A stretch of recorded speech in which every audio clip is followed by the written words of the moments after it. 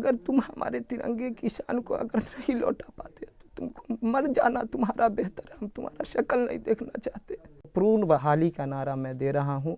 अब ये युवाओं के लिए और युवाओं का ये कर्तव्य बनता है कि आप हर साल अपनी बहाली को किस तरह पूर्ण कराते हैं। पूरे देश में के साथ साथ बिहार में भी प्यून से लेकर के पदाधिकारी तक का, ठीक है, और प्यून से लेकर के प्रोफेसर तक का जितना भी सीट खाली है उसका वार्षिक कैलेंडर आपको जनवरी माह में जारी करना है। मजहब नहीं सिखाता आपस में बैर रखना, हिंदी है हम हिंदुस्तान है मेरा वतन।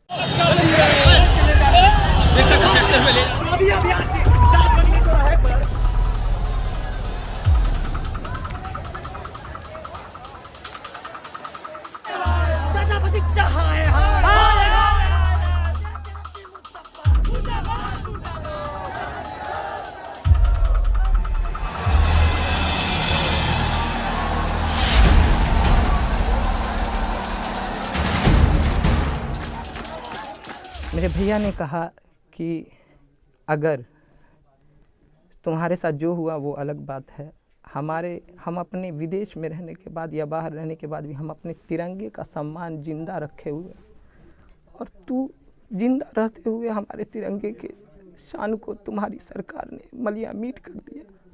अगर तुम हमारे तिरंगे की शान को अगर नहीं लौटा पाते तो तुमको मर जाना तुम्हारा बेहतर है, हम तुम्हारा शक्ल नहीं देखना चाहते। जिस भैया ने मेरे 4 साल हमको 10 साल तक कंटिन्यू पढ़ाया लिखाया, उस भैया ने ऐसा बयान मुझे कहा कि तुम मर जाता वो बेहतर था, मगर मेरे तिरंगे के साथ इतना बड़ा अपमान नहीं करता। अगर तुझ में हिम्मत है, अपने आप को जिंदा तू समझता है, तो मेरे तिरंगे के सम्मान को तू लौटा दे, और तभी मैं तेरा सूरत देखूंगा या फिर तुझसे मिलने आऊँगा, नहीं तो मैं नहीं आऊँगा। 4 साल हो गया मैं नहीं आऊँगा। पूर्ण बहाली का नारा मैं दे रहा हूँ। अब ये युवाओं के लिए और युवाओं का ये कर्तव्य बनता है कि आप हर साल अपनी बहाली को किस तरह पूर्ण कराते हैं। इसमें 5 दिन का मैंने अल्टीमेटम दिया है, ठीक है, कि 5 दिन 22 से लेकर के जब भी 5 दिन पूरे संपूर्ण बहाली नोटिफिकेशन मुझे चाहिए। डू एंड डाई के रूप में सरकार को ये करना पड़ेगा कि हमारे 7वें चरण की प्राथमिक भर्ती जो है वो कंप्लीट करनी पड़ेगी किसी भी हाल में। वो आकाश से आदमी लाए या पाताल से खोद के निकाले, या सीट खाली है तो उसे बहाल करें ना। आदमी की ना ज़रूरत है, कहेगा हमारे पास टाइम लगेगा, किस चीज़ आदमी की काम करने वाला आदमी ना चाहिए। तब बहाली करने में शर्म काहे का? कुकर्म कर रहे हो, कुकर्म कर रहे हो जो शर्म होगा। कुकर्म तो नहीं करोगे ना, बहाल करोगे लोग को।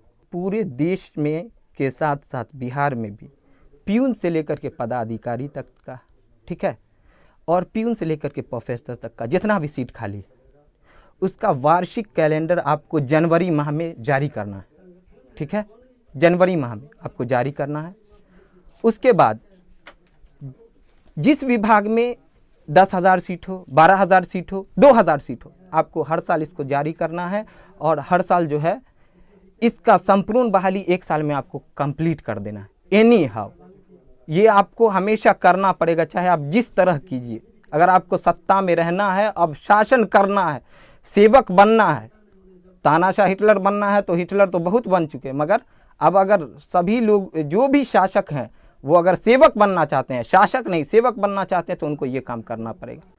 हम न हिंदू है, न मुस्लिम है, न सिख है, न ईसाई। हमारा धर्म सिर्फ इंसानियत है, और कोई भी धर्म जो है आपस में लड़ाना नहीं चाहता। अल्लामा इकबाल साहब ने कहा मजहब नहीं सिखाता आपस में बैर रखना, हिंदी है हम हिंदुस्तान है मेरा वतन, ठीक है। मजहब किसी को नहीं सिखाता है आपस में बैर रखना से। तो हम लोग एक जगह हो, हमारा जो नीड है, बेसिक जो नीड है, उसे पूरा करने के लिए हमें उन्हें अपनी लाशों पर से भी उनको गुजरना पड़े तो वो उस काम को करे। हत्ता कि अगर मैं भी शहीद हो जाऊँ और मेरी लाशों पर से उनको गुजरना पड़े तो वो भी संकोच ना करें, मेरी लाशों पर से गुजर जाए, मगर अपना रोज़गार लें। रोज़गार उनका अधिकार है, उससे उनको कोई नहीं छीन सकता। राइट टू फ्रीडम मुझे संविधान ने दिया, आप मुझे रोक दीजिएगा। फ्लैग फैलाना संविधान ने मुझे दिया, आप मुझे रोक दीजिएगा। राइट टू इक्वलिटी संविधान ने मुझे दिया, आप मुझे रोक दीजिएगा? नहीं रोक पाइएगा। आप कहाँ तक जाइएगा? आप चलिए ना, अब हम लोग जाने ही के लिए तैयार हैं, मगर हमें अपना हक चाहिए।